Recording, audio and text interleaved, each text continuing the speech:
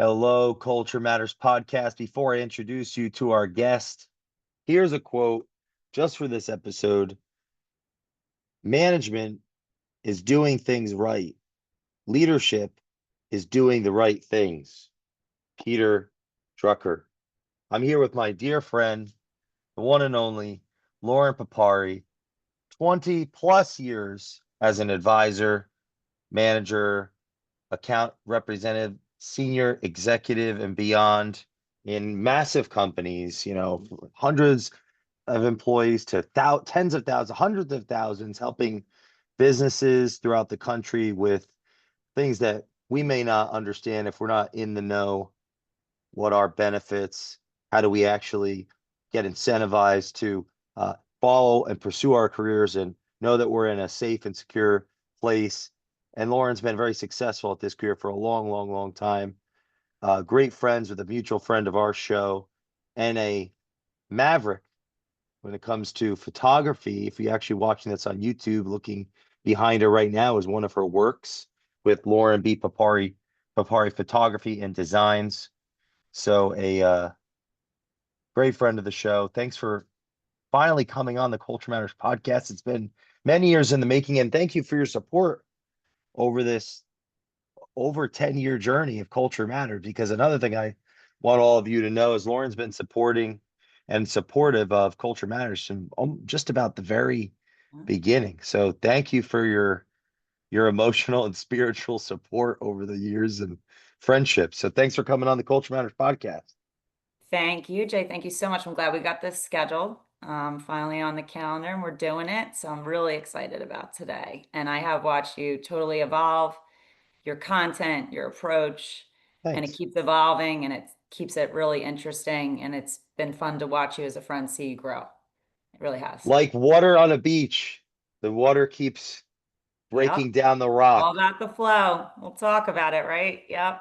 Now, you studied marketing in the very beginning. Did you expect to get into the business world in that capacity, or No, oh my God. I had a totally different plan, and we'll talk a little bit about plans. But when I went to Villanova, I was a marketing major. I actually wanted to originally do international business, then I switched to communication with marketing and really became fascinated with like advertising, creativity all the way, which is interesting because I find myself back in this art space right now, even though I still work in the insurance industry, which is so completely opposite brain all day long. But it's interesting how things come full circle and you really can't fight something that's in you. What ended up happening was I graduated 9/11 that year, wow, 2001.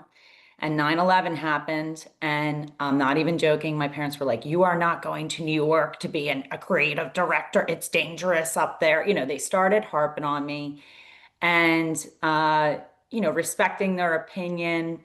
Things obviously got really wonky in the professional world then, right? I mean, everywhere, just jobs, everything was just upside down that year. Once nine yeah, eleven took place, it was just upside down and backwards of the way we knew it. I had friends that were walking into their first day of work in the Twin Towers as 9/11 took place, and they were safe, but some were in the towers from Villanova, wow, a heavy finance population, and some of them were walking to their first day at the Pentagon. I mean, just the stories and how many lives were touched from my class alone will really get your heart. And some of them shifted directions at that point. One of my dear friends was walking in for his first day, all of a sudden had this epiphany, became a pro golf instructor down in Florida instead of the finance career that he was to pursue. Like he just switched and pivoted immediately. It almost was like it just opened his eyes to so many things. So we're all in this kind of tumultuous time. And my father has been in the insurance industry for well over 60 years. He's 84 years wow. old, still works as a consultant for a company. And in the times that we were, he said, I think you should start to consider maybe an alternative direction right now because the plan that you kind of had, may not come to fruition right now with everything that's going on. And he said, here's some companies that I work with, figure out, do you like any of them? And he did introduce me to my first role at Devon Health Services, which was a PPO network built by an entrepreneur, built by Dr. Bennett.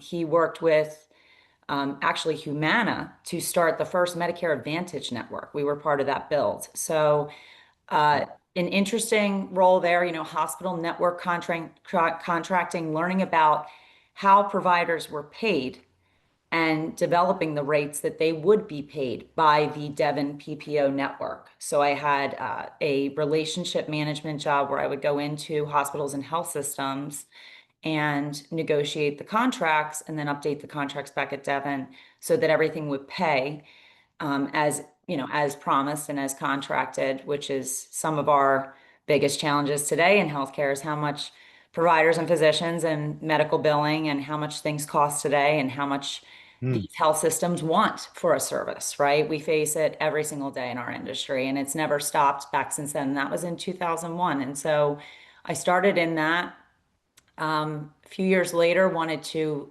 move to the shore, which is interesting because I live back here now. Again, a little full circle, but I really wanted to Wow. move to the shore and switch the direction I was going in the industry. And to do that, I worked on the broker side and became part of what was NIA Group then and now is a Marsh and McLennan agency and Hmm. worked out of Cape May, New Jersey and Mount Laurel, New Jersey. I ended up going back and forth between the two offices during the time I was there, but got a feel for the broker side, which was completely different, serving clients directly, consulting them directly, and learned from the ground up. I mean, when I first started there, there were just claims getting dumped on my desk to take care of.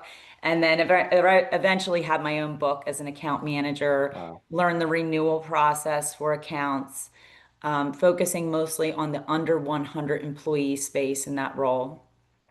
And then once again, the wind Wow. shifted and I had kind of hit a plateau there. Um, didn't feel like there was a growth opportunity there and shifted my attention back to the Philadelphia area. And this is probably where the height of my career started. I was about 30 years old at this time, coming up on 30. And now in the business like 9 years collectively and had uh, secured a position to come back at a boutique, very high touch consulting firm, which was very different than where I was working when I was at NIA. NIA was very volume, lots of accounts, standard process for everything. The next consulting firm I worked for really taught me something that I feel is who I am today as a consultant.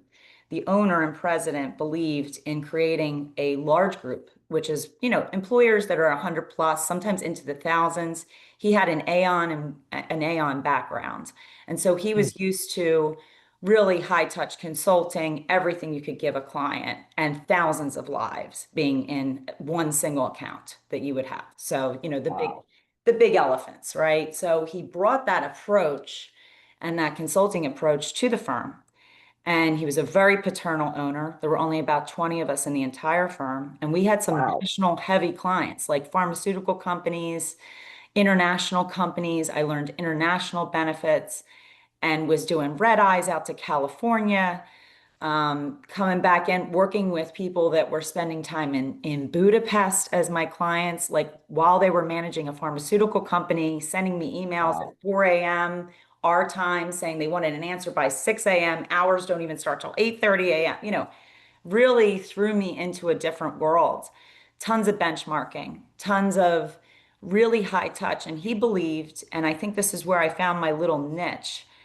We had a lot of clients in this 51 life to like 150, 150 life space.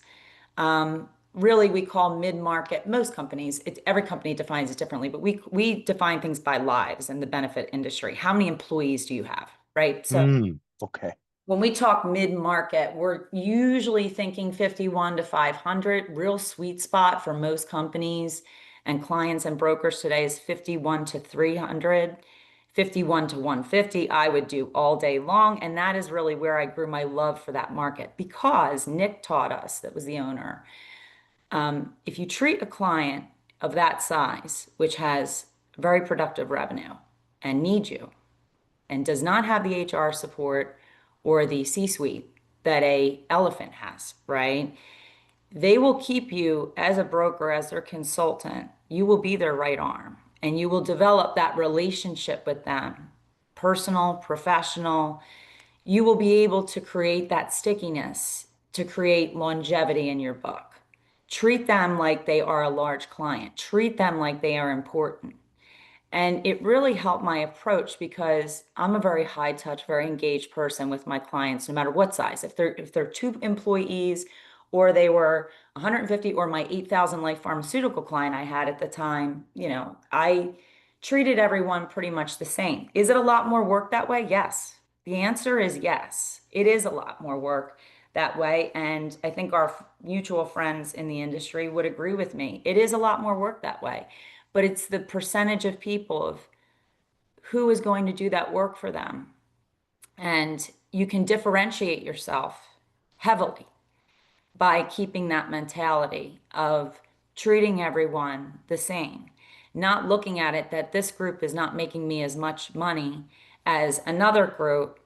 And there does become a distribution of time and effectiveness, right? You have to have the right team to support you, to support that business and support their needs because they need a lot. They need more than the company that has five people between HR, C-suite, Mm. a benefits administrator, someone who's the payroll company. Like they need you, right? So you wear many hats with them, alongside of them, for them. You become a true partner. You're an extension of, I've prided myself, and I always say this in my bio, that I keep today.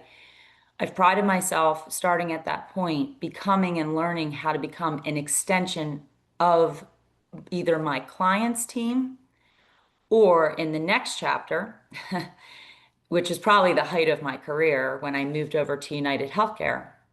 Um, it taught me how to really secure my brokers to need me. So I moved into a different direction post this Wow. consulting company.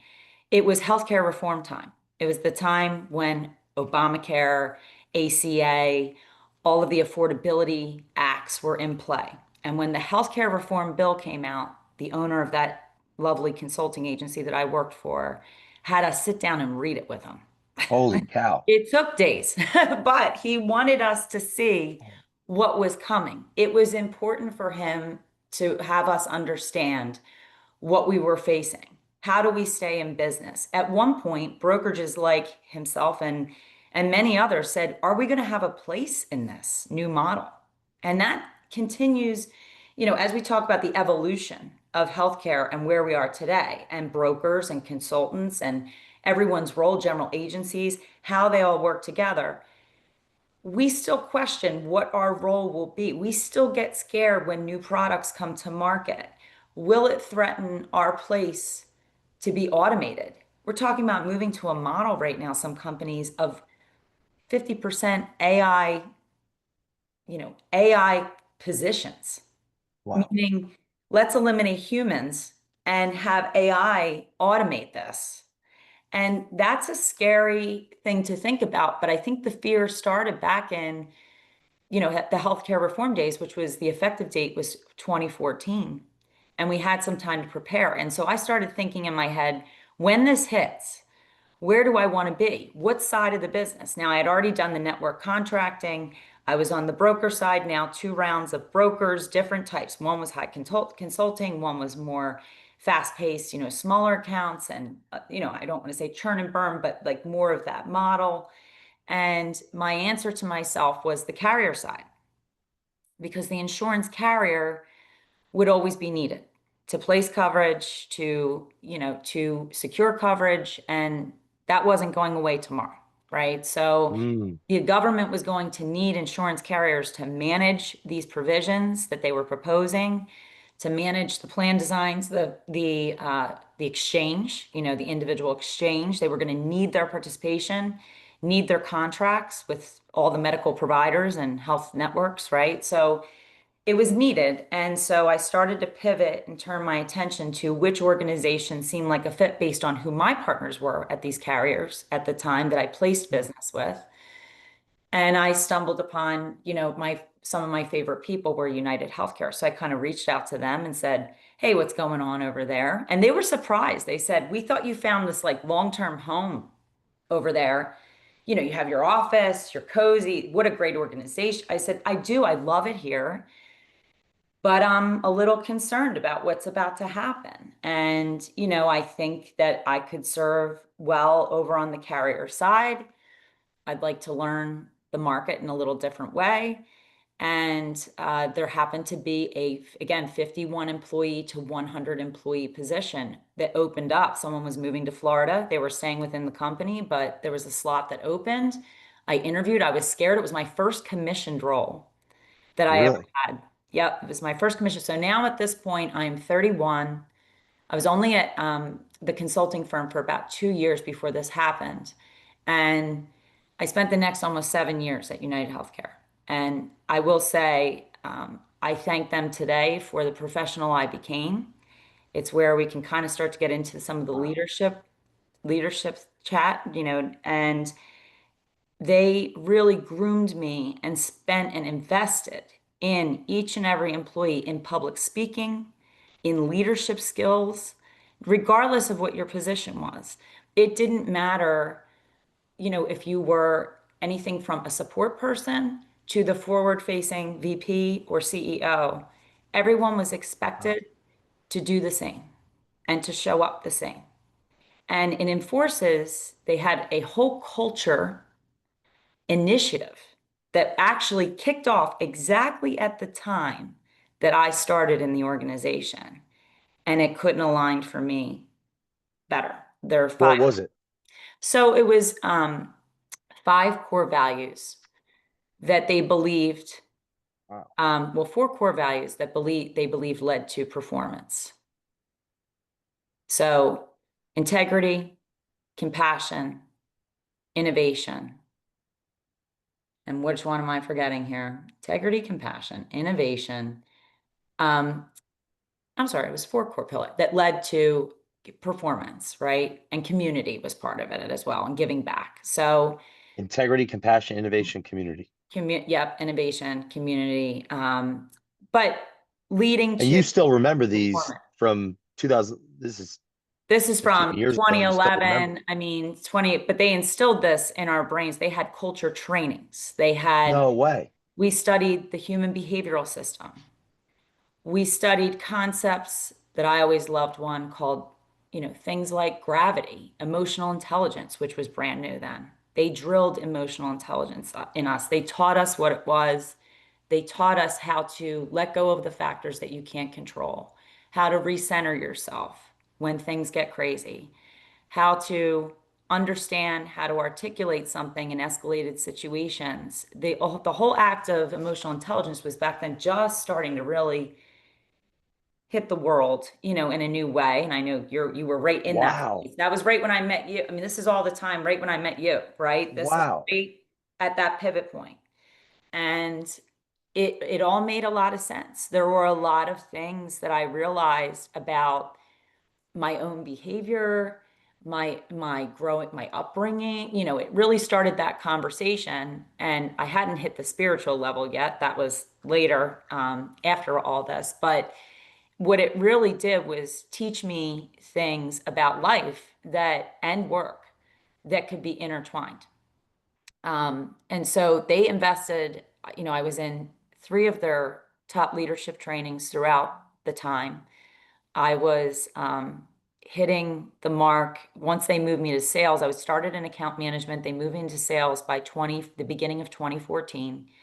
And I had three, almost four, I left before the fourth, record years of production as number two in the country to Manhattan, like year Whoa. over year. And it was a glorious time. We had a product that was a solution for healthcare reform to save money for groups, you know, that were suffering from large increases.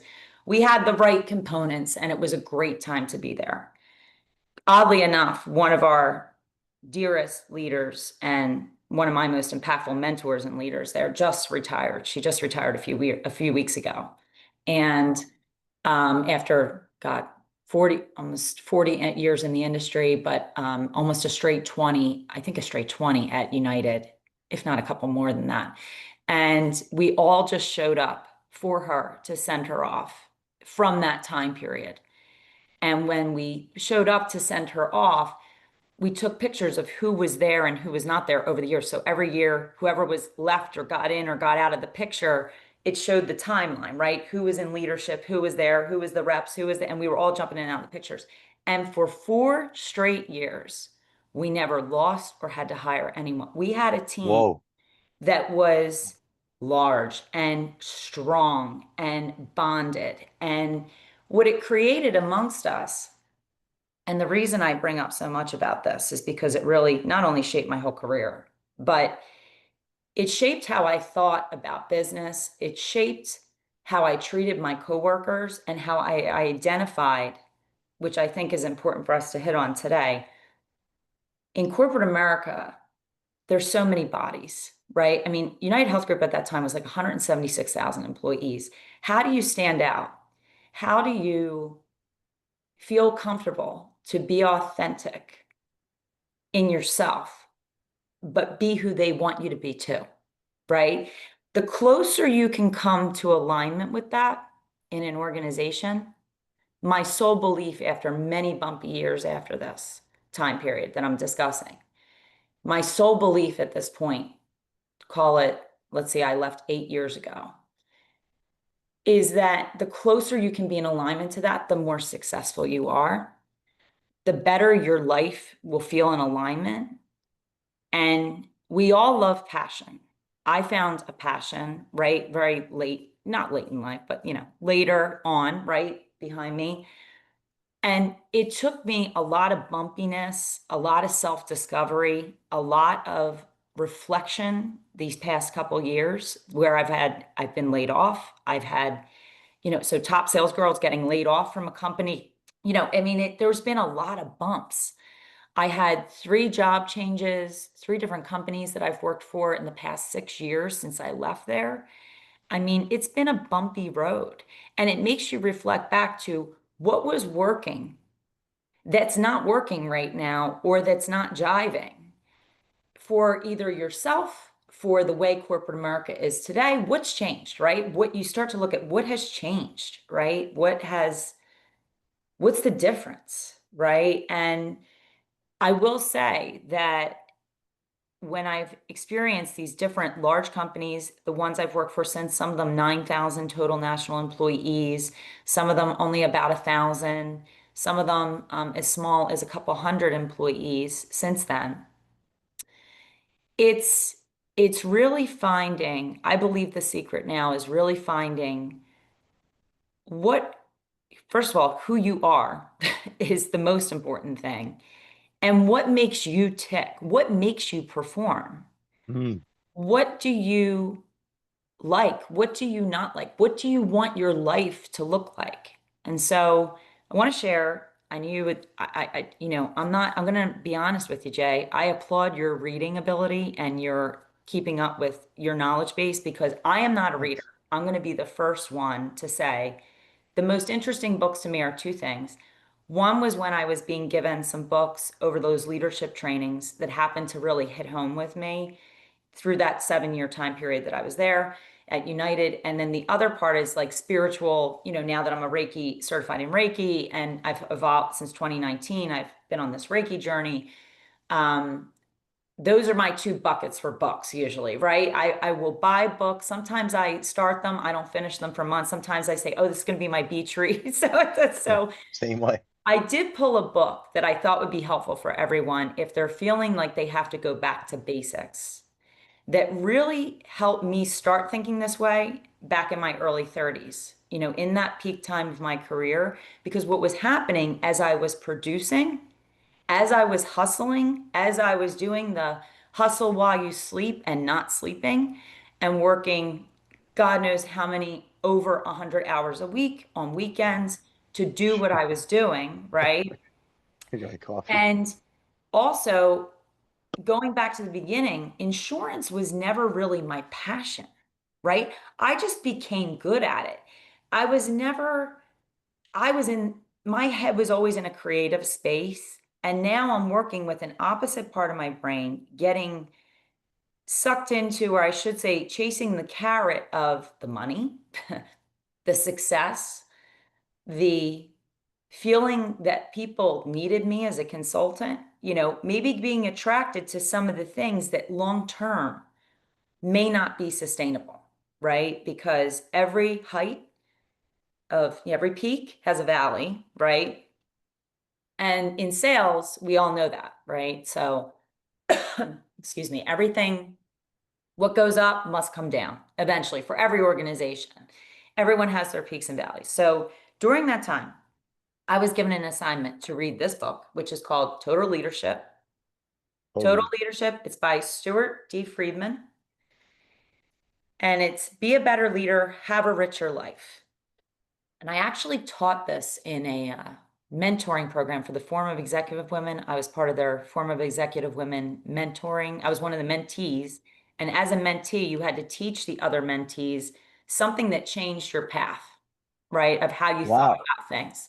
So I pulled from this book, and I pulled it out yesterday actually because it came to mind when I was getting ready for this. And Stuart Friedman has you bundle your life basically into four very easy circles: home, community, work, and self.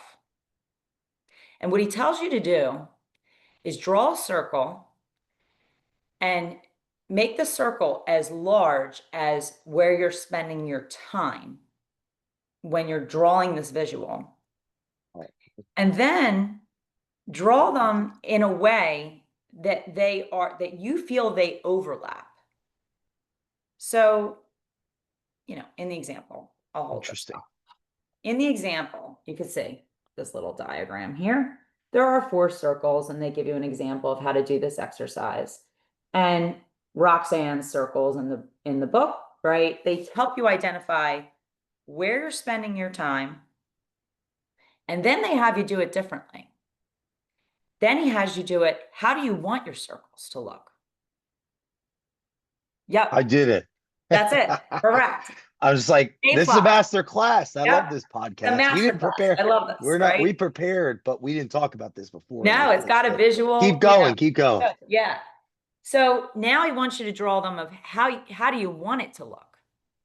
Wow. How would you want your circles to look? But Wow.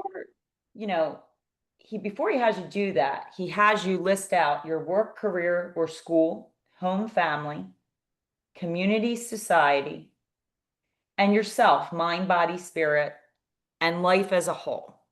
And he has you develop on a scale of 1 to 10 your level of satisfaction in each of those categories today. Mm. Wow. Then he has you think about the circles, the way you drew them, the way you want them to be. And how would you feel? What would your level of satisfaction be in each of those quadrants if you had your perfect circles, right? And so I love this exercise because, first of all, it keeps it super simple, four categories. But then he goes on to talk about how much easier life becomes when you can overlap the circles, right? So, Wow. or that you can find a place that you work that respects your home life, your self life, your community, or that helps you give back to the community or starts that behavior, the more that you can find a partner in your life that respects your four buckets and can be part of those four buckets, friendships, relationships at any level, the more you start to intertwine, the easier you can do more, be more successful, make it easier on yourself. Think about compartmentalizing, which we all do. When you compartmentalize, and I am in a huge, I'm going to raise my hand and say guilty as charged. Right now, I am compartmentalizing at my max. I work in a completely different industry all day long, sometimes 12 to 15 hours a day. But this is what I love. And in order to do what I love and capture this, You're I pointing have at the to get, picture for the yep, listeners. I have to get up.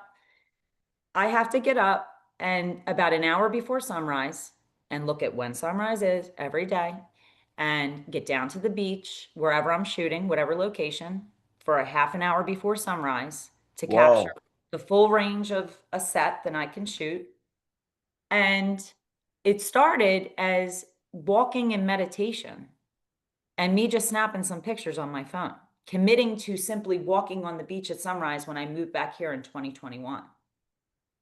Um, but all day long, back to the compartmentalization thing, I might get, I have a marketing company now that pushes out my art marketing all day for me because I can't handle doing both full swing. But starting your own business, you have to make decisions about what can I outsource that's going to help me build that business while I'm doing something else, as you know, more than anyone, right?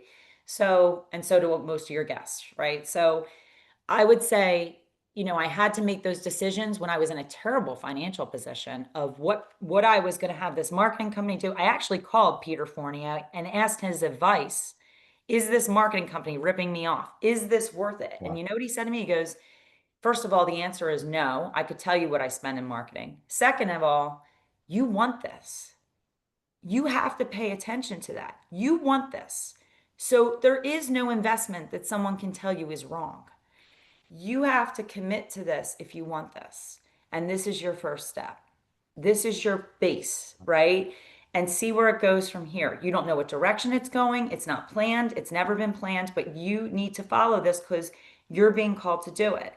And so all day long, I'm doing financial spreadsheets, consulting, talking about HSAs and benefits and people's budgets and all those things. But I have to carve out that time and compartmentalize for myself my creativity. And I get lost in it. I mean, when I'm down on that beach and I have my headphones in and I'm listening to meditation music or Kundalini music and I'm shooting, the world could blow up behind me and I would not hear. So I am lost and locked in. And so I would assume it's healthy compartmentalization for now, right? Because I guess my point in bringing that up is that not everyone can follow their passion and make a living from it day one. Not everyone can take the risk tomorrow to make a transition in their life that's going to make them happier. I am an acknowledger of real talk. I love when people tout the follow your dream, follow your passion, what lights you up. I love it. I could talk that all day long, especially as a spiritual person. Keep your eyes, open, all those things. However, there is also reality that we're living in. And so Mm, what I would say is over the years, that hustle that was in me back then, it has lessened. It's different. It's not that it's lessened. It's different. It's still in me. It's a part of me. But doing something like this makes you, like this exercise, makes you realize as a base level, very entry level, what are the parts of you? What is important to you? And helps you visualize how to shift that and tweak that along the way because focusing on one bucket all the time, even if it lights you up, really isn't the secret. It's really, I personally believe, diversifying yourself and finding the balance that works for you to make sure that you're hitting all your buckets and feeling fulfilled. Because we all know, there's a quote from a movie I just watched. I can't even remember what movie. You could be standing on top of Kilimanjaro, right? But if you're up there by yourself, you could be saying, this is the most beautiful view I've ever seen in my entire life. But if you have no one to share it with, no one around you, how does that feel? For some mm, people, that might not feel bad. For someone like me, that does feel bad, right? But that's where these tweaks are necessary, and it mm, can mean making shifts in your career. I left United Healthcare purely for a pursuit of balance. That was really my reason. I was so imbalanced. I had to take the drug away from the addict, I say, to even when I'm doing interviews since then. I couldn't shut it off. I did love it. And I was so addicted to the feeling of that success and hitting that mark that I used to take my goal for the year and put it as 3 times what they were giving me as a goal, and then I'd hit it. But what was I doing to get there? Not sleeping, working all my weekends, falling asleep on dates at the time to try and meet someone. And I'd be like falling asleep because I had to work till 2 to be able to just have a date on a Wednesday night for a drink. I mean, you're talking about as much as someone could look on the outside and say, God, this girl's got it all down. I did not have it all down. I had to take a step back. I had to shut it off for a while. And it doesn't mean that it's not a part of you. It doesn't mean that you're not hungry. It doesn't mean that you're not a hustler. It just means that you have to find what your hustle is. What is your hustle? Your hustle could be a million different things. It can look so different to every single human being. But I think it's necessary for every single person at some point in their career, at some point when they feel like they're discovering themselves, to stop and pause and figure out what that is.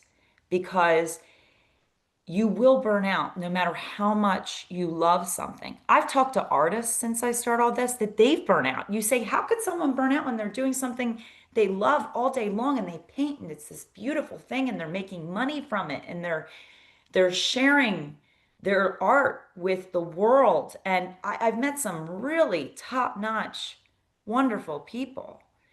Even they need a break from their passion, from their work. And so when you start to look at it, that this isn't about corporate America, it's not about what you do for a living, whether you are in the union, whether you are, it really doesn't matter. It doesn't matter what you're doing. It's how you're doing it, how you're managing it. Is it still in alignment with who you are after a certain point? Because we are always changing every single day, every single one of us.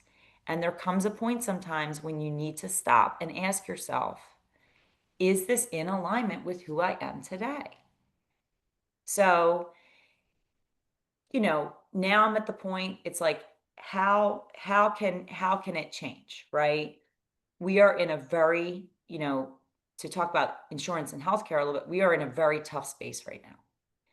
There is negative press every single day about the cost of healthcare, the United States healthcare system, how it's broken, what will fix it. People hate insurance carriers, they hate insurance agents, they hate people that even talk or work in this industry. And a lot of it is misunderstanding. Um, but I think that there's a couple things going on that are actually coming to fruition that are a little bit scary. So back in 2018 or so, there was a prediction that by the year 2025, there would be only 25 major consultants and brokers that would run most of the entire industry. It's happening. We have some heavy hitter acquisition companies that are literally, we're watching it happen every day. And so, how does that impact our industry? Well, I can tell you how it impacted me. Um, I had a sale that was supposed to come in, and I was working for a wholesaler at the time. And that sale would have met my goal, and we worked on it for 6 months. Meanwhile, they were purchased by another company, an acquisition company, in the process of the sale. It's getting towards the end of the year. Goals are closing, budgets are closing, have to have the timing to get it on your goal. And it was only my second year in my goal, and I was supposed to be cushioned, by a little cushion. But I had already sold my goal the first year. So the second year, the wheels came off, and I was kind of running on my own already. But basically, they were bought by somebody in the third quarter of the year. And on December, I believe it was like end of December, that agency bought a wholesaler of their own and forced that business away from us and other wholesalers that the business was placed with. into that wholesaler's office, right? And so basically, not only did I not get the sale, but after 6 months of this and commitments and all these things, which they had non-disclosure agreements, no one could say anything, no one could tell us what was going on, right? The plug got pulled at the 11th hour in the 12th month of the year, almost at Christmas. And multiple organizations in the industry lost business that had to be turned over to this new company Mm. acquisition, right? So this happens every day, and it happens in many, many industries. But that one twist of fate flipped me upside down and ultimately led to my performance not being adequate and me being laid off. And so Wow. it was a very realistic time for me Wow. to look back and say, wow, here I am. I used to be up here, right? Nothing but up here, nothing but the top. And now something that is completely out of my control, where I worked hard. It was a win that I even had this lead. It was a win that it went as far as it did. Now left me unemployed, no severance, 100% commission, right? And these things happen and it's okay. I am not angry about it. It's a way of the world today. And I know that that's happened to thousands of other people, hundreds of thousands of other people, right? I am well aware that this is not some unique situation, but I think what is important, the important takeaway for me is that this industry is no longer the same. Nothing is guaranteed. People are selling now in our industry every single day. There are things going on that we know nothing about, and we are told when it happens, and it changes everything. It changes revenue, it changes jobs, it changes whether you have a job. And this has gone on, listen, in pharma, it's gone on forever. But in insurance, we are seeing a rapid change. An industry that was so old fashioned, still in navy blue suits, still the guarantee, still the steady Eddie, paternal, very family owned agents, family owned brokerages. I could name maybe one or two of my best family owned brokerages that were meaty mid market brokerages, passed down, succession plans, Mm. maybe one or two that haven't sold to one of these entities. Nine of them sold in 1 year, the first year that this acquisition model started to be prevalent over COVID. COVID definitely changed our industry. It changed a lot of things. But I guess, again, going back to the main point of what we're talking about today, you got to roll with the tide, right? And you have to adapt your mindset to understand that these things that are very impactful to people personally,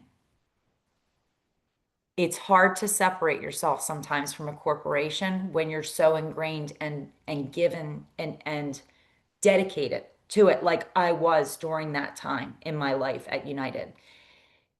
It Once you make that separation, I actually had to go to a coach for a year to emotionally detach myself from that organization, right? Before I actually gave my notice. But you can be, you can find that golden sauce for a while. But in today's world, it is really important for everyone to diversify themselves, to make time to follow the things that they love, to because at the end of the day, I hate to say it this way, but we are all just heads and we are all just filling chairs sometimes. And things shift very, very quickly in 2025. 2025 is moving at a million miles an hour. Look how quickly things have changed over, Mm. the past 5 years. And it's going to continue that way. We are on a new path. Things just, the days of being somewhere 30 years at a company probably are fading out and gone. I know a lot of people that have been. I applaud them, but probably the reason they're there is they adapted to change. They took the good with the bad and decided that it was right for them to stay, to hang in there. But we are going to see some massive, massive transitions this year, especially in the insurance industry. I think in general, it's all the time for us anymore. And so we live it day in and day out. Budget cuts just took three of my clients. The Doge. Hmm. Doge cuts just took three of my clients. They just renewed with me. Everything was good. They got a letter in the mail. Now they have no budget. They're not getting any funding. We got to switch gears. We have to go to this low out, bottom out plan that saves us 500 grand a year. It is everything is impacting everything. So I don't think any industry is isolated from any of the things I'm saying, and I hope I'm trying to be agnostic as, as possible here, but it is really important to get centered, to figure out what makes you tick so that you know what move you can make if something happens, so that you know what move you might want to make when you wake up one day and say, I'm not this person anymore. This doesn't this doesn't feel right anymore. And I think people get scared to do that. I think that culture, corporate culture, um, scares people from doing that. And having stepped away from somewhere I loved, I wasn't even unhappy there, but looking more at the big picture, taking that time to invest in spirituality, to invest in myself, to figure out who I really was back to almost who I was in high school now. That's where I am now. And I don't have a plan anymore. I don't have a direction. I am really, for the first time, it's not about the next chess move. It's really like, what's a fit today? I take it, what's fitting today, and not feeling like that can't be changed or modified. Making those modifications, how you do things, how you sell, it's all about modification, tweaking, and feeling good and having integrity while doing it and being authentic. How is that transactional nature in the industry impacting customer service, customer experience, Yep. in your view? It's impacting it all the time. And that's where I think the negative stigma of, the stigma that's over insurance in general is that there has become a transactional nature to it. I know companies that have tried a more transactional nature and then pulled back and hired people to actually be customer service reps again, or that high touch approach, because they could see the attrition from having people call automated systems, having people just go online. And there's so many layers. So one of the things that everyone needs to understand in insurance to kind of get a gist of what we're talking about today is everyone is everyone else's customer and client. The employer is their customer or client is their employee. The broker's customer or client is the employer owner and their employees, right? They take on the next batch. My customer right now in the wholesale position I sit is the broker, the client, and those employees.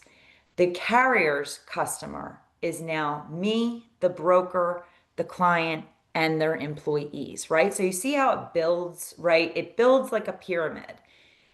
We all can't solve one issue without waiting, not even one issue, not even I can't get my prescription, without waiting for information from someone else up the chain.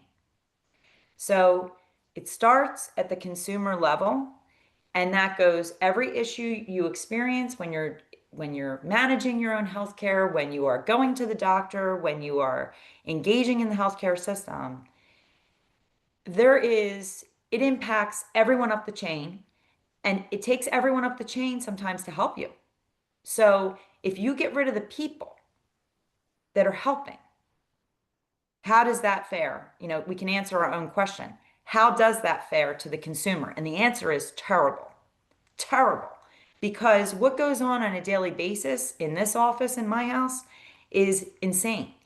And all we're doing is trying to help people resolve things, help people find the care they need, help people. You take people out of this, and everyone will have a very lost approach to our industry.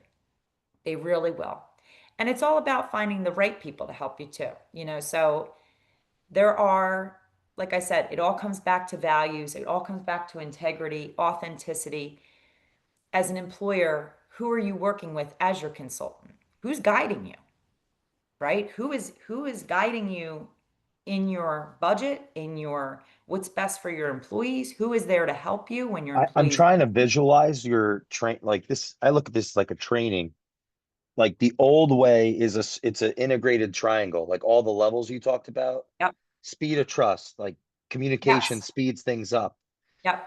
In a culture where everybody's passing the buck or everyone is looking, when I say everyone, those levels that Yep. you said, I have it here, you said everyone is everyone else's customer.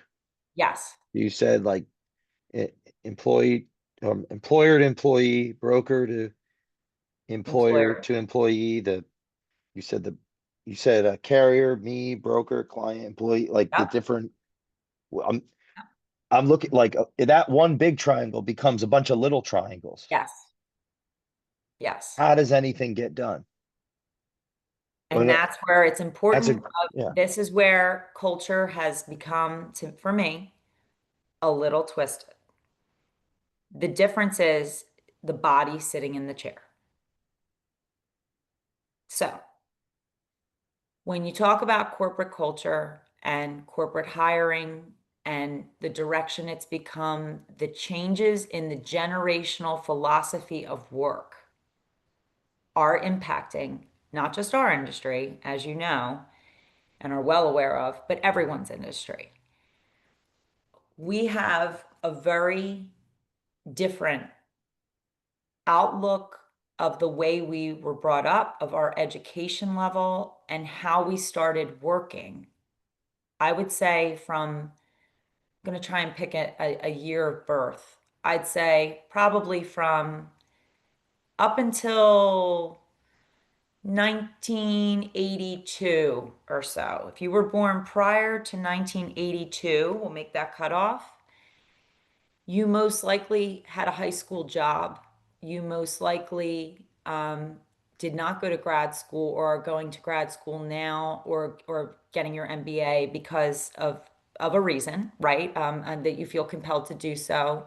You most likely started working right out of college. You learned by experience.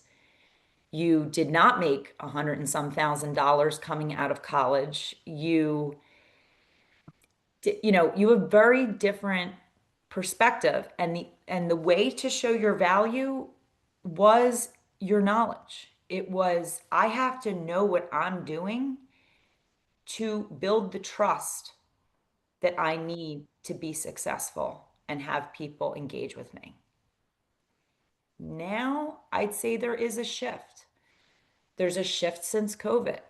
Everyone's worried about their vacation time. What am I getting? What am I receiving more than I'm giving? I will say that every industry is probably suffering from this change a little bit. And it's about all working together and trying to understand how younger employees think versus older employees. What are the differences between all of us so that pass, we want to pass down that knowledge and that work ethic and that ownership over our daily tasks to others. If we're in a, if we're trying to train down, sometimes it's training up, sometimes it's training your leadership, right? It could be all different ups or downs. But it's when you have a team and there's a disconnect in that philosophy, you will always have some people working harder than others, longer than others, disconnected hours. And to your point, what makes the difference? The difference is who is in that chair solving your issue, getting it done. What makes anything get done? You have to find the people that will work on your behalf to get it done. And as a client, and listen, as an employee of anywhere, that's really trusting your employer. That's the trust that we're talking about, right? As an employee, I am trusting my employer to have my best interest at hand to help me succeed, whatever that is, whether I have an issue, whether we're talking about the benefit side or whether we're talking about career path. How can I support you? What can I do to help you? Oh, you need help? Let me get you a resolution. That this is an exchange that goes on all day between every human, right? So when you start looking at it from a tiered perspective of one industry and how things get done, that same courtesy has to extend up the chain. And then there are barriers. There's weeks where too many people are out of the office, too many people, right? There's always disconnects that are going to cause the wrinkle in how things are getting done so that the system is not efficiently operating in a, 2 to 3 day turnaround or 24-hour turnaround. And so it's how you manage that. And then it goes Think back about, to all those other things we talked about. How do you manage that? You know, the frustration of it. I want your insight on this. In the past, because you said maybe two family led middle market or meat on the bone that you've observed are still standing, 9 in 1 year, or so like Yeah. it Acquisition wise for brokerages and consultants and things. Yep. in the past, the older, let's say the mentor, the patriarch, the matriarchs, Yep. they got their money, their compensation from the labor of the youth coming in. And the trade is the labor and the youth coming in, they're getting that example, they're getting Mhm. that coach, that mentor, That and knowledge. the ownership structure, they're getting their capital from the youth becoming older Yes. in that culture And and wanting to be eventually them. Yes. wanting to be them. So it's like an upward, Yes. it's like a mentor, mentee, mentee, mentor. Yep. Okay, Constant but flow. this is my thought, like your feedback. But if today the older they're getting their money from third party financial institutions, Mhm. those third party that there's less of an incentive for the older to mentor the younger Correct. and to actually be engaged in the younger. Yep. The third party, they might just get new younger or new, like they're Yep. bringing in and they're not necessarily there modeling the values. They are not at all. But this is me trying to conceptualize Yes. That is that's 100% spot huge on. difference. Huge That's a difference. huge difference. It's no wonder no one's engaged in Correct. anything. Yep. And that's that you just summarized it absolutely perfectly. Way better than I did. What's happening is there's this disconnect that's happening where I, my observation, the amount of value that someone brings to a table anymore and their knowledge is not being you could call it like the upside down. It's like upside down to me. Okay, I can hire younger, cheaper, they'll just sit and do the job. Or I can hire someone who's going to really make the department run right, who's really going to give that extra, teach people to give that extra customer service to you know, make the process seamless, make it more effective, thinks globally, wants the best for the company, but wants everyone to do well and be well paid, well taken care of. And there is right now, I think, it's disjointed. There's definitely something happening because of exactly what you just said that is seemingly disjointed. And when you look around, it starts to wear on you because you can either spend time plugging where you emotionally feel those holes are, right? You can try and like plug the holes. But to do that, now you're the only one plugging the holes, or maybe a few of you are the only ones plugging holes, keeping it all together, while some people are just showing up, doing the do, logging off. Where did the disconnect come from? And if there's not, this is where it goes back to what we originally started talking about. When you are not aligned with a culture that is being run by these third part, when you find that disconnect, it can really create a barrier for you in your own performance, in your own growth in a company, because if what you feel you should be recognized for isn't being recognized, isn't being acknowledged, and the model has changed to something where you don't feel like they care, what does that do to your performance? You're like, well, why should I do that? Eventually you kind of go on strike. I mean, you're like, why should I do that? Because why would I do all that when it's, I'm like raising flares and hey, I'm over here and doesn't matter. Doesn't matter to anyone because there's no budget this year for promotion. There's, oh, we're not doing that anymore. We're not offering that incentive program. Oh, we're going to change comp structure. Oh, we're going to change this. Oh, we're going to change that. As everything's getting streamlined, more mechanical, more stoic, more just, there's something getting lost right now that What what do you can be think some of significant change. the elements of when you had a cadre of people in those pictures, those 4 years in a row where no one, it was the same people in the Yeah. same picture. If we were to break down some of the elements that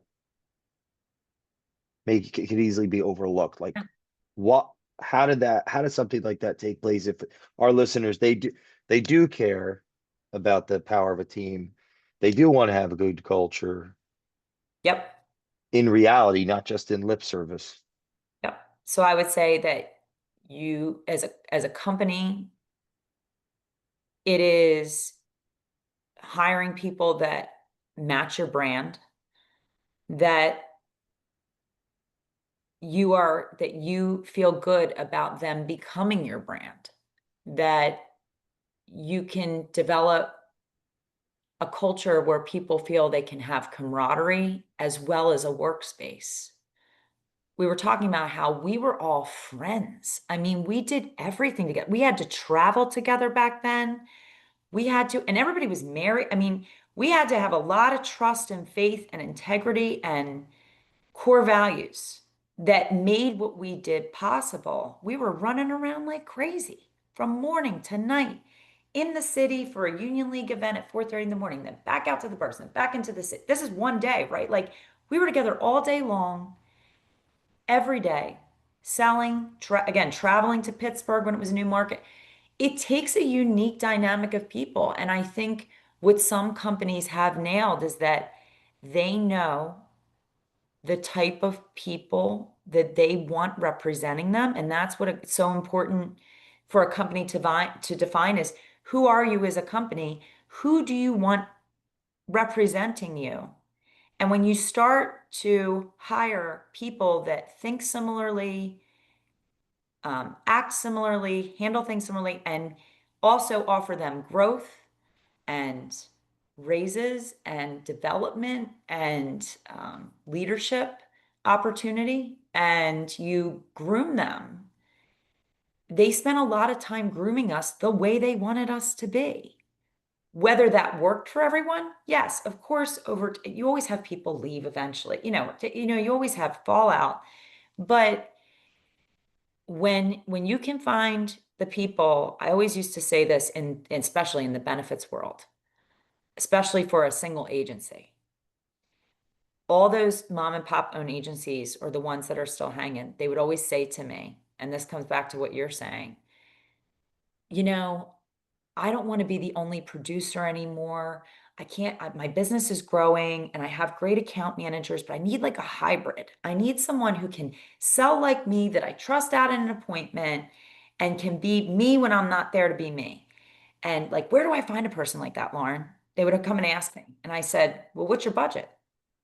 What do you think that person's worth to you? And I would throw out a number. They would throw out at some number. And I would say, I'm going to tell you, you have to increase your number. You want someone to be you that's like an owner that developed this business. You want them to make the same money as who's sitting in the chair supporting the business, but you want them to run all over the place and be you and be this forward-facing, front-facing representation of your brand and do everything like you're teaching them to do it. That is not, that's not a low pay. That's you got to get somebody in up to that more executive level pay because or pay them commission or come up with a comp structure like what you pay yourself. Because if someone, and here's the other downfall. In the benefits world, I've always said this too. If the position that's supporting you below you does not want to be you, you're in trouble. You're in trouble. You are in Why? trouble. Why? Because if if they don't want to grow or do a good job for any reason, and then there's some people that honestly love the position they're in, and you need those too. They're like, I don't want to go anywhere. I just love doing this. I've supported this person for 30 years. God bless you. Thanks. And literally I'm happy, right? You need those because they are your steady eddies and they become like your right hand till they retire, which becomes problem number two, right? Like till they're gone, because then there's no one like Stella that used to work in the op, like, oh my God, no one was like that woman. Like, where did it go, right? You have to prepare for those, for the loss of those people someday, because, and that's where the training comes in. That's where what you're saying comes in. You have to have a succession. You have to have your model being communicated by everyone that's working for you the way that you want it to be for it to really be successful. If you have a bad seed or a disconnect, it will inhibit your overall performance as an organization, and it will definitely stifle what could be amongst employees being together and getting along together and working as a team, collaborating. When everyone respects and appreciates each other's brains, isn't collaboration so much easier? Even if you are all different styles, right? So all styles get results. I'll pull that one out of the, old rabbit hat. You need every style in the quadrant, right? But how those Mm. people function together at the core, they do all still have to represent your brand and what you're going for. And when you hire someone, if you can keep honest with yourself as an owner about who that is and not just fill a chair just because you need someone in the chair, it will help you grow faster. Why are employee benefits important for a company? For a company. So I would say this, employee benefits offer it's a way to give financial compensation, first of all, without giving direct financial compensation. They are tax, you have a tax deductible element where as an employer, if I can offer my employees a way to me contribute something towards their health coverage and feel like I'm providing a benefit for them and their families, they can take their part of the contribution, meaning the employee's part, pre-tax to lower their taxable income, and it comes out pre-tax. It's their contribution to help them with taxation, right? And at least it's something that I'm giving them, and we call it like your list of kind of um, not direct, they're like called basically indirect compensation, right? Is what bundles that kind of philosophy. Do I offer my employees a 401k savings vehicle? Am I contributing to that 401k in any way? Employee benefits, any other financial services that you can connect them with. There's things like college tuition benefits that are extremely helpful where you can help employees. There's actually two types of, there's college loan benefits that helps employees instead of a 401k that are younger pay off their college loans. That's a very neat benefit. Instead of contributing to a 401k to a 25-year-old, you're actually helping them, you're offering them a contribution towards their student loan, which is an amazing benefit. That has shifted a lot. Um, but there's a whole bunch of how do you compensate your employees outside of just their paycheck, right? And benefits is a huge component of that, even though it is financially contributed to, but it is something where it creates an environment where people feel protected and they feel like someone cares. They feel like that it creates a very paternal environment when you can offer them a program that's either helping them save money. Group benefits are traditionally less expensive and richer than individual plans, and sending people out to an individual exchange, even though there are benefit strategies right now that really help save employers money that drive people into individual coverage.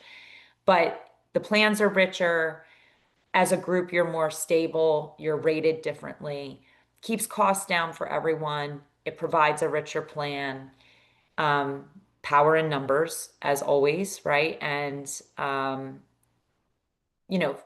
providing coverage for people eliminates something for them that is necessary. We all have medical emergencies and need to take care of our health.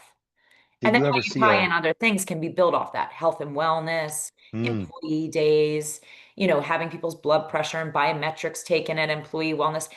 Again, it's all hopefully authentically creating an environment where people know that you care, right? You care about the health of your employee. You care if they're out on a disability right now. You care if they got injured. You care if they, right? It creates protection within the structure. I've never thought of it this way, but if I want to win a battle, I don't want my, regardless of what rank my team is in, my soldiers, thinking about where my helmet is or where's my spear. Right. I They want want to, you want to know they're protected. Right. They're I right. want to win the battle. I've never thought of it in terms since this is a master class you're bringing to us. I'm sure we haven't gone deep into this world on the show yet, so it's an Yeah. exciting vertical for the Culture Matters podcast. It actually makes me think if I have a question on this because you've interacted with so many businesses. You said and many of our listeners are that 50 to 150 or in that middle market, that 50 to 500 and aspire. I mean, that would be right. They're family owned. They aspire to that size of company. So, was there ever a connection? Because you've interacted with many, and you got so deep with them, right? As an advisor, do you say there's a? Do you think there's a connection at all with how successful they were and how thoughtful they were about this conversation? Like, I'm asking about the ownership or the leaders of these small businesses with 100 employees. Is there ever, do you think there's a connection between the success of their business and paying attention to these, uh, this type of converse, thinking in this way about their teams? Oh, I absolutely do. I think that there's ways to also make them start thinking about that too. Like as a consultant, I used to ask questions like, what other, I'm there about the benefits, right? But I used to take the time, whether it was with my brokers themselves or with clients directly, like, because I've been on both sides of the fence there, where every single type of thing has been my client per se. Every single angle of this industry has been a client of mine. Whether your client is a brokerage business or whether your client is an actual employer that's a manufacturing company or whatever else, it's always important to ask them questions like, what else are they doing? I mean, we're there to talk about benefits, but let me understand your organization. What other verticals do you dabble in? How else can I help you and make you think about growing? The more that I think people can do that within their organizations and with their clients, I think that that helps produce growth, is having those conversations of, it's like when it's with your employees, what else do you do? Yes, I know you work here. You work for me, right? Tell me about yourself. The most successful leaders I've worked for used to say two things to me. How can I support you? Hmm. And what do you want to be doing? They would learn my strengths and not have me try and improve weaknesses, but focus on my strengths and outsource my weaknesses to other team members that were strong where I was weak. Understanding how your people tick as an owner is a direct correlation to success, because it's one thing to just have someone work for you, but when you understand who they are, what their life is like, where they're coming from, and the lens in which they view the world, that is a whole different level of understanding of how you communicate with them, how you ask them to do things to support your company, what types of things you ask them to do to support your company. Are they in the right role? Should they be in a different role? Where can they be the biggest asset to you? And so understanding people was 90% of my success as far as what did they want to do? What else were they working on? Just like when someone takes the time to learn that I'm a photographer right now, it's helping me with business because people go, oh, wow, you're not a one trick pony. Oh my goodness, right? So, and they're like, and oh my God, so different from what you do all day. Wow, that's really, wow, oh my gosh, right? It makes it more interesting for everybody.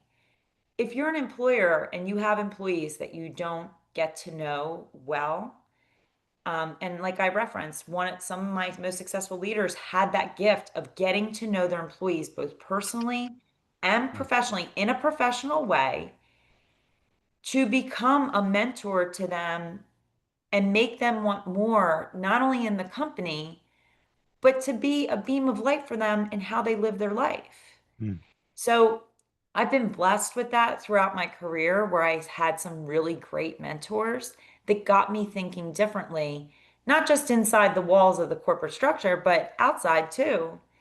And that took the time to understand that, that's not really Lauren's forte of like giving her that project. That's going to probably take her 9 hours. Like, let's give that to this person mm. and utilize her in the meeting tomorrow, like have her work on this presentation and then do this in the meeting tomorrow instead. That's that's how you learn your employees to me, is figure out their strengths.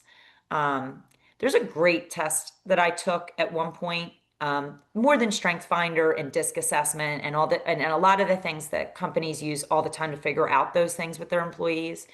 But one of the best ones I ever took was Colby A, the Colby Mm. A test. Colby A is about $50 a person to take, but it teaches you when you read the results how the employee actually works with different styles in different teams based on their answers. So obviously we all want to play well with others in all quadrants, but it identifies where your own strengths and weaknesses are in which types of team settings and which types of personalities and how you interact with those teams and the type of work. So it'll actually show you patterns. And, obviously you want to be dead in the Mm. middle on all of them as like the ideal human, right? But we aren't built that way. There's the Yeah. color test. There's a whole bunch of, right? There's so many other things like, are you a blue or a red or whatever, and how blues interact with reds and yellows and greens. And, we could go all day on that stuff. And while it seems like, oh my God, another one of these tests, there's just things that are basic steps that I think a lot of employers based on their industries don't take the time to do. And I get it. Some Mm. jobs are like you're just showing up to do manual labor and they think that doesn't matter. But I've been in companies that were family-owned manufacturing companies, and every single person has been to, the owner welcomes them like family, and they produce, they love working there, they love showing up for them, they don't call out, they don't have a high turnover rate. I see turnover rates all day long in benefits. Term this person, add this person, oh, we rehired this person, oh, this person never showed up, this person hasn't showed up for 3 months, we need to terminate them off. That, like, I see all those adds, changes, deletes, all those things all day long. So you can 100% tell who's doing things right and who's taking a different approach of, maybe doing things at a very bottom line level. Um, and I think that that's what I'm saying. I think that mentality is unfortunate. It's filtering into the bigger companies now. That bottom line level. Are you a bottom line company, or are you worried about the development and happiness of your employees and how they feel at work and outside of work? What has photography taught you? I would say the art of not having a plan, for sure. I have been a paid strategic planner my entire career for almost 25 years, right? Um, Two things. So my spiritual journey, which started in 2019 when I had this big plan to move to all these places in the country and doors were closing. My other job I left Reunited for had consolidated. It's not even the one I referenced earlier, but it had immediately consolidated. They sold themselves back to themselves, some crazy situation. 2 years into me being there, I had my house for sale. I was supposed to move to New York. I mean, it was crazy. And it all didn't happen. And I wanted nothing more than an environment change from Delaware County. I was born and raised there. I do love it for my hometown, right? But I wasn't thriving in that environment. I could feel it. I could feel myself like kind of like just rotting away in Pennsylvania. And I know offense to my Pennsylvanians, right? I'm still from there and I love, but it wasn't good for me and I knew it. So I just tried to get out and I tried to make these plans and moves to get out. And I was pushing, pushing, pushing. And then I hit a wall when all things collapsed and did not work out. I went to see my first Reiki coach and I didn't even know what she did. I didn't even understand what it was, but I knew I needed to talk to her. I met her once in my life. And she had said to me, I think you should come talk to me. And I said, oh, yeah, I'd love to learn more about what you do. And I went and she spent 6 hours calming me down in my first session and had me dissected me like to no end in a soul session. And from that point, I started to get really into meditation and whatnot. But little did I know that the real challenge was coming because I thought I was still going to move somewhere. And then COVID hit. And I got stuck after selling my house after a year on the market in an apartment that was supposed to be like a 6 month in and out for 2 years. And I got a lot of time to sit and think.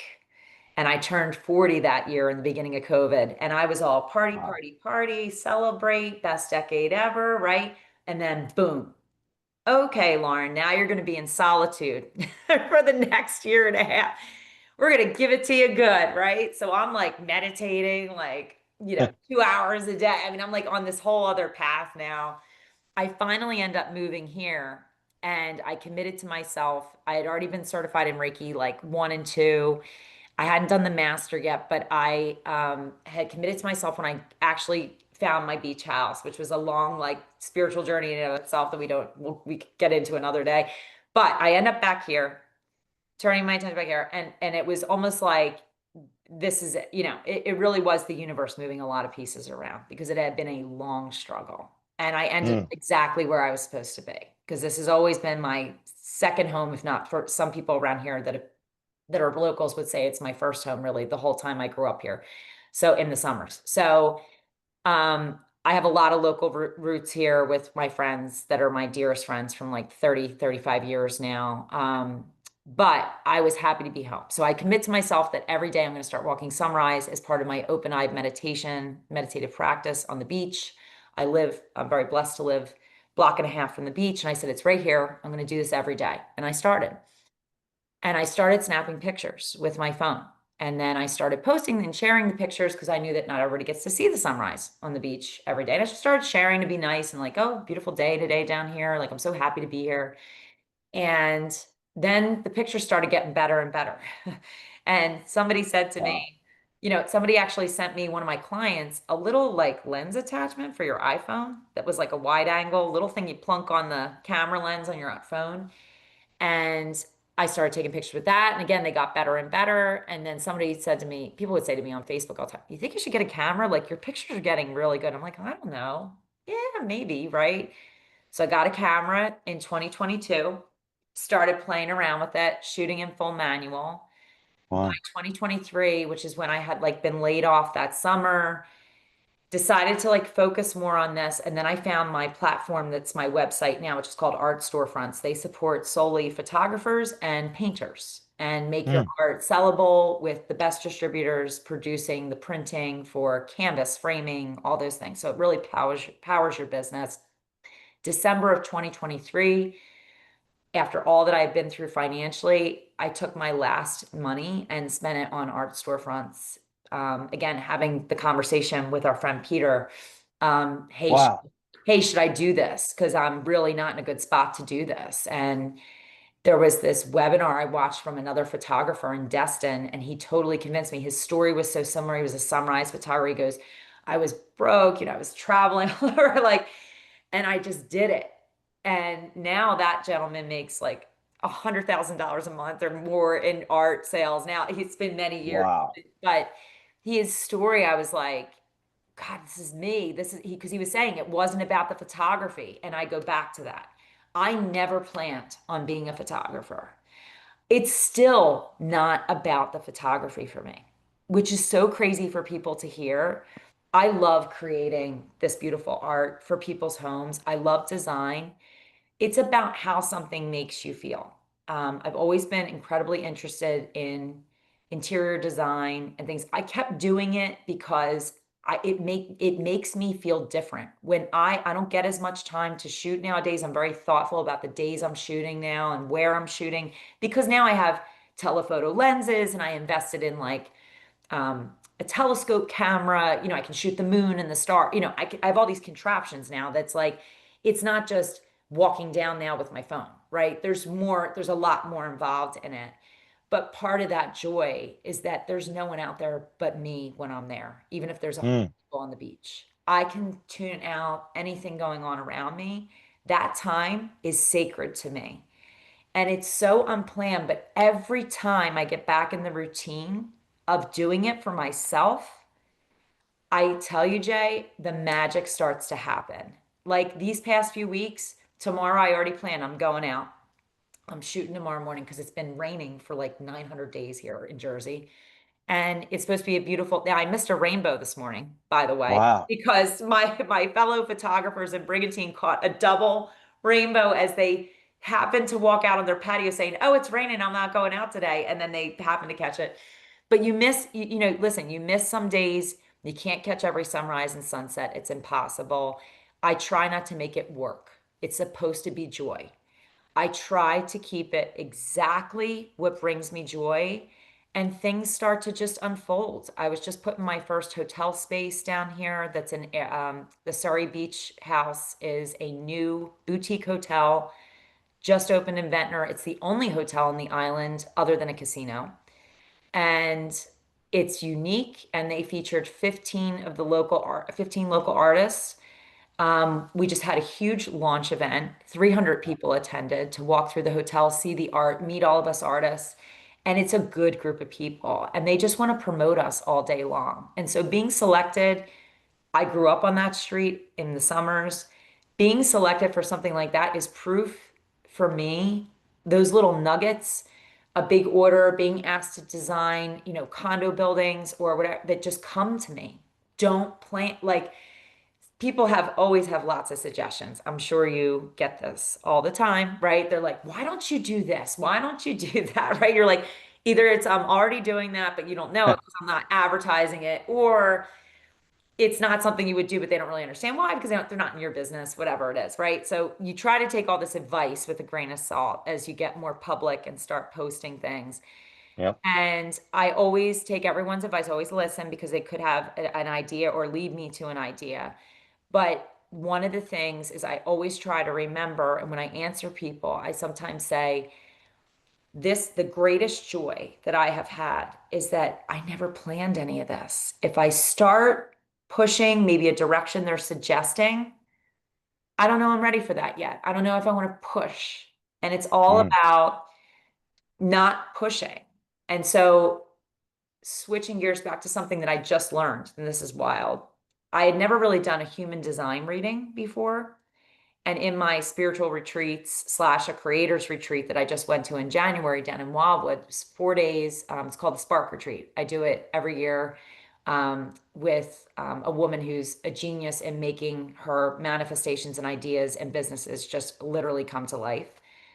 And I've gone to Zion with her, and I now did this retreat this winter, and it's all she pulls like people together that she thinks will help each other and that are all in the same like headspace. But um, I went to what was I talking about? Oh, I went to this retreat and they had an opportunity to sign up for a human design reading. And I had never done that yet. Human design looks at your energy centers in your body and looks at where your specific energy based on the time you were born, how old you are, all those things, basically gives you a personalized kind of chakra coded view of your own body. What was so interesting to me, because that topic alone is so interesting for people to go through, it's about what fuels you and what you are. And there are almost like our traditional sales styles and quadrants. There are four types of human designs. I am a generator, right? So generators, what was the most interesting for me, I'm thinking, oh, generators like sale, rah, rah, like, push, push, push. Generators, actually, the last thing we're supposed to do is push or initiate. Now, let's think about what I've done for 25 years all day long in sales. Like, let's like talk about a moment. I'm like, wait, what? They're like the worst thing you could do for your human design and actually change the wiring of your system opposite the way it's supposed to be is to initiate. Drop the mic. I was like, wow, okay. And I was like sitting there I'm like, get out of here. I recorded my session and I think I was like three times. I'm like, I am still in shock because everything I've ever done up till really me coming back to the beach here was that way. I mean, you're talking about 41 years of life. Push, push, push, push, push, hustle, push, push, push, push. It apparently, my design type does not really have to do that. We are actually connected with what the right idea is. And if we just start to take the steps and start to visualize it, it will come. And so I really try to keep my photography, and that's what's changed me the most, is it's proof in the pudding that sometimes no plan is the best plan. It just seems that the more I allow that creativity to come through, the more I stay true to myself. And it's my favorite thing to do is to get down there on the beach, ground myself in the sand, take that special time. Those days start differently for me. That magic unfolds differently for me when I consistently stick to what makes so that joy for me.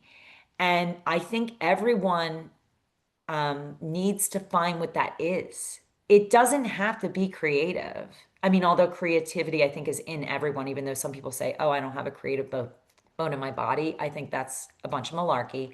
Everyone has some sort of way that they like to create or that their brain operates in that more creative direction, even if it's reading, right? Even if it's if your brain, you again are a studier, reader, you absorb knowledge. That is to me your creativity outlet for you, right? Like that's what lights you up and you feed off of that.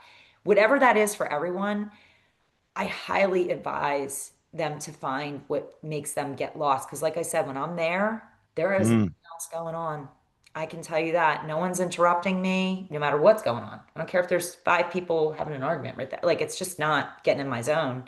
Most of the time, yes, I am, because I shoot in the off season by myself on a cliff of the jetty in the water, literally looking around. It's like the most perfect little solitary universe. But, um, I do think that that is probably the most important lesson that photography has taught me, and to follow my passions a little more, and let myself be human and let myself be diversified. There was a period in my career where I was really afraid to be who I was because I wasn't sure of my professional sea legs yet. Mm. And I wasn't quite developed as a professional yet. And I was worried about being taken seriously. And I was worried about studying, saying exactly the right thing and over preparing, overthinking. And again, when you let things flow, like we've been talking about all morning, right, or all afternoon, it's more like it kind of just clicks, right? So, my best advice to people is to bring yourself to show up in no matter what environment you work in. Bring the pieces of you that are you. Yes, we know the difference between professional behavior and unprofessional behavior, right? We're all not at that level, right? So, but showing up as yourself and letting people know the different parts of you will only help you. And guess what? If you're a person that does that and you work a place that does not appreciate that, I would challenge you to question where you are. Mm, Because if you silence that part of you, you are hurting yourself. The organization will not care, but you will hurt yourself. You will stifle who you could become in that in the world. You will stifle who mm. you become in your career, and you will only hurt yourself. Mic drop moment. I have a million would you come back to the show? I would love That's to my come first, back. that's This has my, been fun. I We have a could million, I probably. have one, two, you know, our I love remarkable that you have a pen bit. just, I lost it in Jersey and it's coming back. So I have papers and I have uh, five, five pages of I notes. love I that have a Jay lot of actually has questions. notes from me Yeah, instead tons of of me questions. taking notes This, from you. absolutely. There's so much here. I do have I want first, how can the audience follow you? Sure, They're sure. on the edge of their seat. How can they follow you, connect to you, um, see your photography? Do you have Instagram or I do. I have an any Instagram platforms? page. Yep. So I have a Facebook page and an Instagram page. So we'll start with most important. My website is LP, like my initials, photo, the word and design, lpphotoanddesign.com. My photography page on Facebook. You can follow my personal page, of course, which is just Lauren Pipari, my name, and then I also have a Lauren B. Pipari photography and design page separately. Instagram, LP underscore photo and design, or again, my personal Instagram. I feed all content through both, so L Pipari, Mm. LPIPARI. Lauren, you got to come back. I can't, I got a million questions. Um, Good. yeah, we went over when it was, but it was worth every minute. If you're listening to this podcast, share this with someone that you know this is going to resonate with. They're exactly where they need to be to hear this conversation. I know it'll change their life. Follow Lauren. Go check her out. Please leave us a review on the Culture Matters podcast. Thank you so much for coming on the show, and I can't wait for part two. Thank you so much. I enjoyed it thoroughly, and I am so, so grateful to be a guest on your show. Anytime. We will all see you next time on the Culture Matters podcast.